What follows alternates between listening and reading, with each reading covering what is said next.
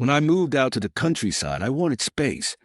I bought a modest farm, just enough acres to raise some animals, plant a garden, and breathe without bumping elbows with neighbors. Unfortunately, I didn't realize the land bordered an HOA-controlled subdivision. At first, they left me alone. My chickens clucked, my goats grazed, and my crops thrived.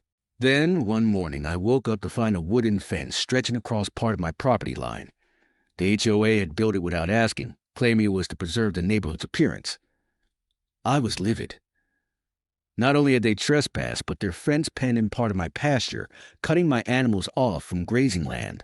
When I confronted the board president, he waved me off with a smug smile. "Your farm doesn't match our community standards," he said. "This fence will help." My jaw nearly hit the dirt. Their community? My land wasn't even under their HOA authority. But logic, I quickly realized, wasn't going to work on these people.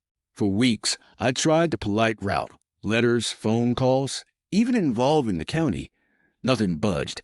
They acted as if I was some nuisance they had the right to manage. That's when I decided to get creative. I did some digging and discovered something interesting. Their HOA was struggling financially. Mismanaged funds, unpaid dues, and a handful of lawsuits had left them in debt. It turned out, for the right price, I could buy a controlling stake in the HOA itself. So I did.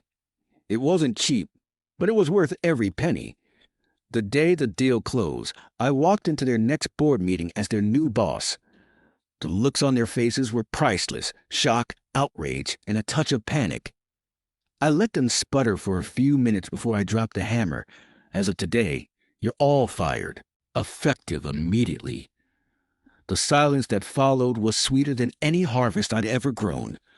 With the board dismantled, the first thing I did was tear down that ugly fence.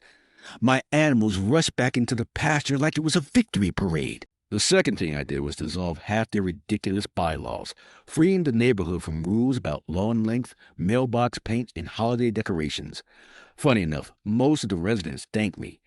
They hadn't enjoyed being policed either. Now, my farm stands open and thriving, and I technically own the HOA that once tried to fence me in. When I look out at the land, I can't help but grin. They thought they could control me, but instead I bought their entire kingdom and set everyone free. Sometimes the best revenge is ownership.